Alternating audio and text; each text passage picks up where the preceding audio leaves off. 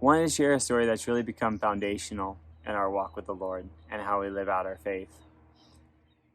When we met the Lord, it was really powerful, and we shared a little bit about it in our testimonies, seeing that the Lord was real, the gifts were real, and they are for today. They are for us, if we were willing to seek them. But this next story goes more into walking with the Lord, seeing Him provide, seeing Him direct, keep us safe. And it was at an event called a Kickstart that we received, or I received the gift of tongues.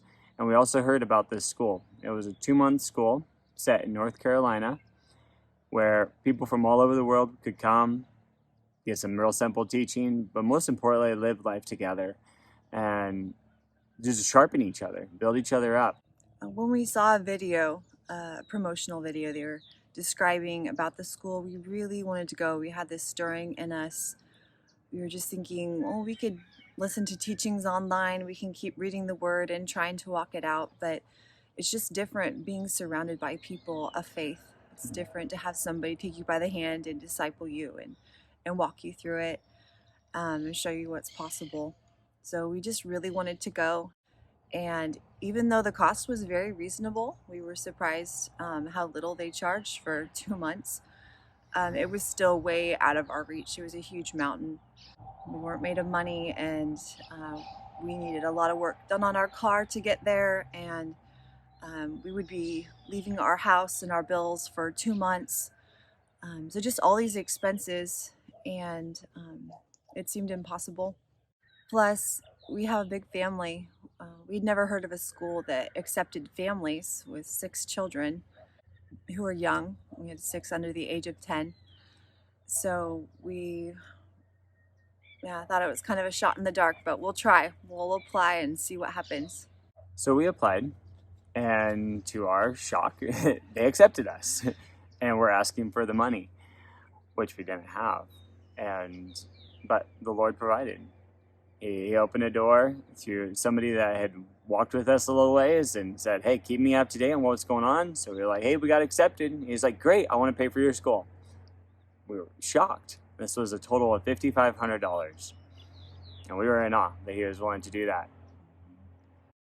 And then the work that we needed done on our car was a lot of money, $3,600. But the Lord reminded us of a valuable item that I'd wanted to get rid of for quite a while, and we were able to trade it straight across for all the work.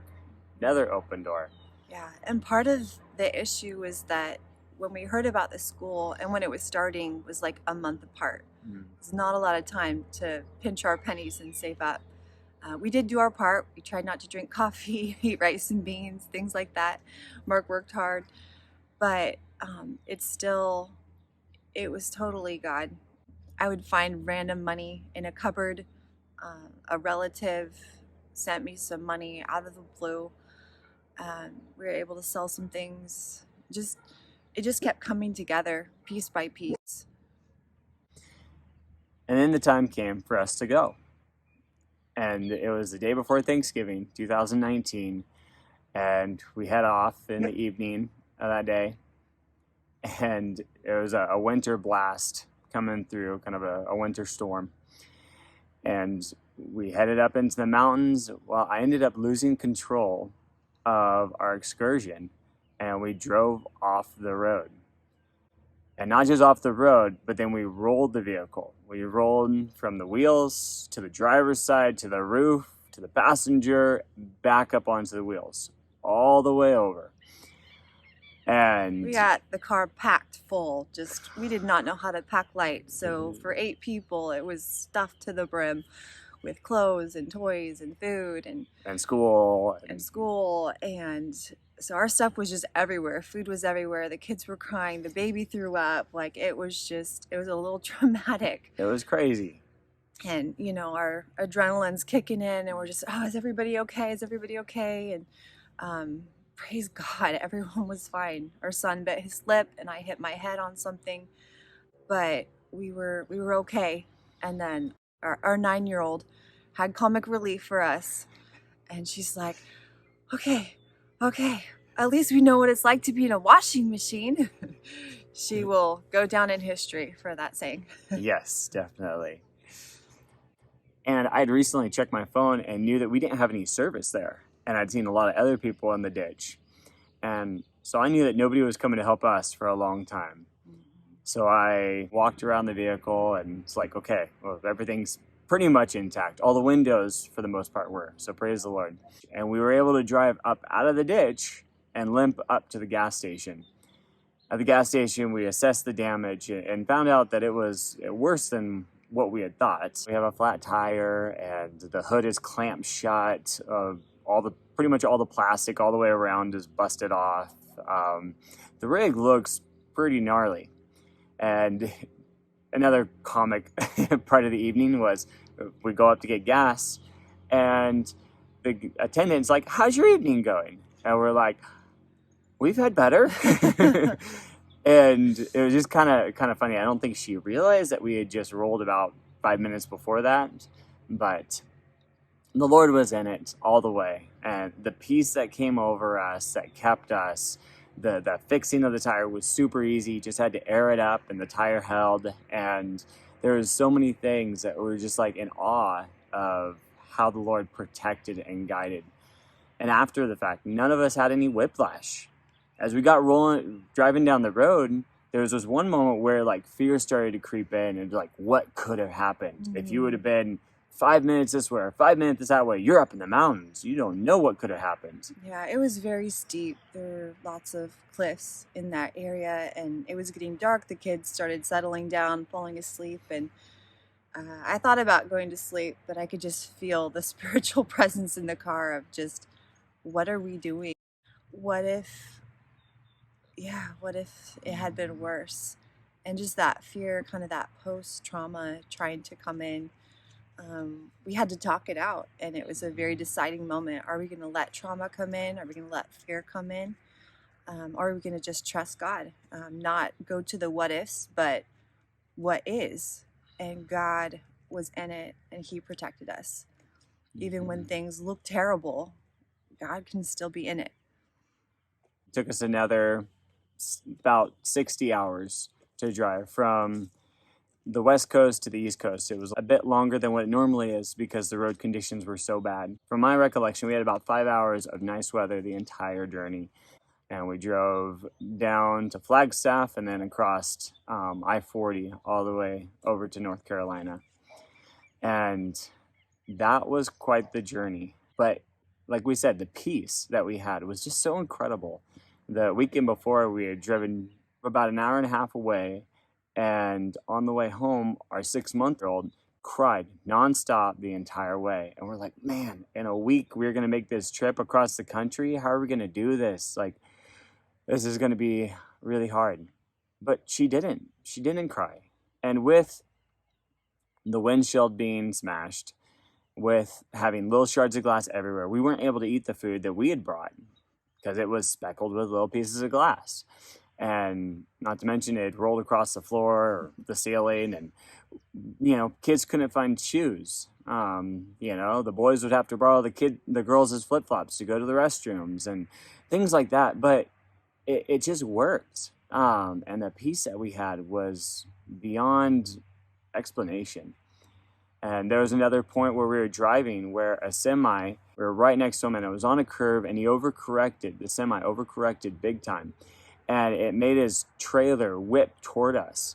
And both of us were just like, okay, Lord, whatever you have. Like, I just gripped the steering wheel and we're both like, okay, are we really going to do this again? Like, one of those moments where 100 thoughts flash through your mind at the same time of, oh God, I don't want to get in another wreck.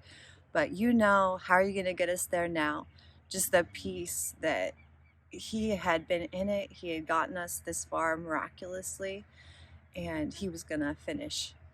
And then when we were about 6 hours away, I was pulling into a gas station to get some more fuel, and it just died. We came to a stop sign, and the rig just died. And I was able to start it, get up to the gas station, get fuel, but then it wouldn't start again. And I'm just like, oh, Lord, what do? I can't get underneath the hood to look at anything. But the Lord just filled Rochelle with this faith of just like, hey, just try it again. Well, it'll work. And sure enough, it did.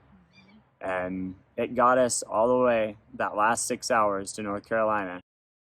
Extremely tired, 9 o'clock at night. We've just driven 60 hours in about a window of 72 hours in 3 days.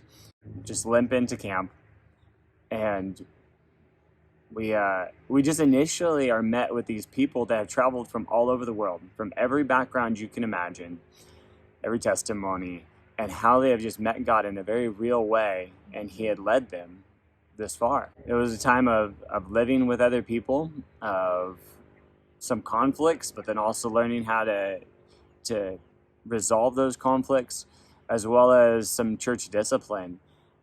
We saw the body really work together in a beautiful way, especially the kitchen.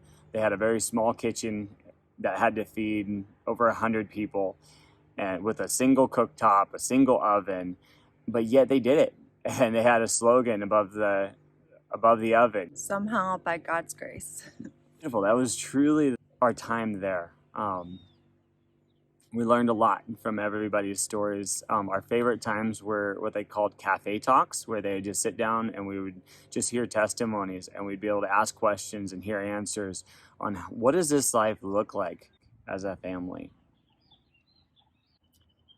So to contrast our trip home, we ended up renting a van and driving back. We came back Interstate 80, which is a lot more direct route, and we were pretty much able to keep up with the GPS and its estimate time of arrival. We made very good time. All the roads were clear and dry. We had blue skies. It was a beautiful drive, even though it was at the end of winter. It was February at this time. And we just saw that, if God is in something, it doesn't matter if it is stormy, if it's rainy, if it's snowy, icy, or if it's blue skies and clear roads. Like, when He's called you to do something, His peace, His grace is there to get you through it. And that's truly what we saw in this whole trip. It was funny to us. We didn't even have one thought of going back. When we rolled, we were only 4 hours away from home, and we had a long drive ahead of us. But it wasn't even until the next day we were like, oh, I guess we could have gone home. It would have been a very defeated drive. We probably would have missed the school completely because insurance takes a long time. And the weekend we rolled was Thanksgiving weekend, so nothing was open. We didn't have a lot of options. But just everything inside of us was like, okay, how are you going to get us there now, God? And He did. It was beautiful. So let this encourage you. That is our prayer, that no matter how big your family is, no matter what limitations you think you might have, if God has put a stirring on your heart, take a simple step of faith in pursuing that and seeing where it goes. God is amazing at communicating His will, and that's what we need to have faith in. He loves to do impossible things through weak people, because then He gets so much glory for what He is able to do. So when you feel like you're weak, embrace it, because then you know that you have an opportunity to see the strength of the Lord come through. Rejoice in weakness. Rejoice in all things. And just be excited about what He is able to do through normal people, through people that don't look very special.